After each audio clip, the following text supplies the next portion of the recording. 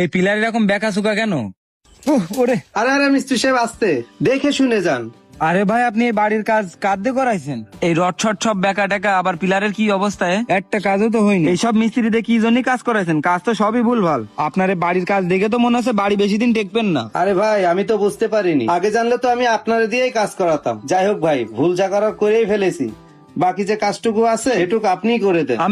আমি কিভাবে এখন বাড়ির কাজ? আমার হাতে তো মেলা কাজ, আগে বললি নাই করতাম। যাই হোক, আপনি একটু কাজটা করে দেন ভাই, নাইলে আমি বড় বিপদে পড়ে যাবো। আচ্ছা, আপনি যেহেতু এত করে বলতেছেন আমার দিয়ে কাজটা করাবেন, তাহলে আমার কিন্তু এক সপ্তাহ দেরি হবে না। আমার ওই হাতের কাজটা আগে সারতে হবে, তারপরে আপনার কাজটা ধরবো। আচ্ছা ভাই, আমি ওই মিস্ত্রিরে বলে কাজটা বন্ধ করাচ্ছি। আপনি আগামী সপ্তাহে এসে কাজটা করে দিয়েন। আচ্ছা ভাই, থাকেন তাহলে। আমি আগামী সপ্তাহে এসে আপনার বাড়ির কাছে হাত দিব। ঠিক আছে ভাই। আচ্ছা ভাই, আসি তাহলে।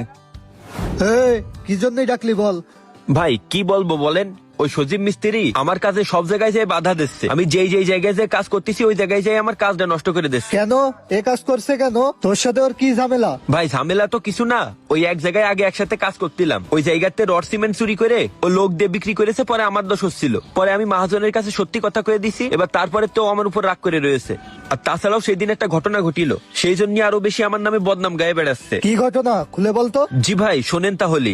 এই, তুই আমার এই বাড়ির কাজ তুই আমার হাত থেকে নিয়ে নিলি কেন? আরে আমি তো এই বাড়ির কাজ হাতে নিয়ে নিনি, বাড়ির মালিক আমারে করতে বলেছে বলেই আমি করতেছি। এই, আমি বাড়ির কাজটা বেশি টাকায় করতে চাইলাম, কিন্তু তুই কম টাকার কথা বলে এই বাড়ির কাজটা নিয়ে নিলি কেন? আমি তো কাজ নিয়ে নিনি, আমি কম টাকায় কাজ করি বলেই মানুষ আমারে কাজ দেয়। তুইও কম টাকায় কাজ কর, তোর কাজের অভাব হবে না। এই, আমার মধ্যে একটা ভালো মিস্ত্রি কম টাকায় কাজ করবে, তুই ভাবলি কি করে? আচ্ছা আমিও ভাবতেছি না তোরও কাজ করা লাগবে না, কম টাকায় আমি কাজ পালি করতে থাকবো, আর তুই বেশি টাকার আশায় এরকম কাজ না করে বসে থাক। তুই কিভাবে কাজ পাস সেটাও আমি দেখে ছাড়বো। হ্যাঁ যা, নিজে কাজ করবে না, মানুষেরও কাজ করতে দেবে না।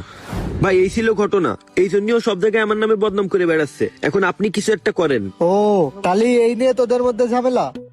ভাই এটা কল আসতেছে, ধর। হ্যাঁ ধর। হ্যালো, আসসালামু আলাইকুম চাচা। তুমি আমার বাড়ি কিরম কাজ করেছো? তোমার কাজ কাম তো কিছুই হয়নি। সজীব মিস্ত্রিকে দেখালাম, ও বললো তোমার কাজ মোটেও ভালো হয়নি। আরে চাচা, আপনি ওই সজীব মিস্ত্রির কথা শুনেন না, ও আমার নামে পুরো এলাকায় মিথ্যা বদনাম ছড়াই বেড়াচ্ছে। রাখো তো, তোমার দিয়ে আর কাজ করাবো না। আরে ভাই দেখিছেন আমার এই জায়গার কাজটাও নষ্ট করে দিলে। ভাই আপনি এখন একটা কিছু করেন ভাই। আচ্ছা চল দেখতেছি। এ ভাই, বাইকটা থাকলো দেখেন তো।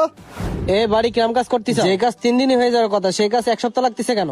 আরে ভাই, ভালো মতো কাজ করাতে গেলে একটু সময় তো লাগবে। সবই বুঝি, সবই তোমাদের টাকা খাওয়ার ধান্দা। আজকে কাজ কমপ্লিট করে আজকে যাবা, থাকো তাহলে আমি গেলাম। তাড়াতাড়ি কাজ করলে কি বেশি টাকা পাবা নি? ভাই আসেন ভাই, ওই যে সজীব মিস্ত্রি। কাজ থামা এদিকে। আরে ভাই, আপনি এখানে? জি ভাই বলেন। তোর এর সাথে কি ঝামেলা রে? তুই এর কাজ সব জায়গা নষ্ট করে দিচ্ছিস কেন? ভাই আমি এমনি এমনি তো আর ঝামেলা করতেছি। ওই সব জায়গায় যে কম টাকায় কাজ করে বেড়াচ্ছে আর আমার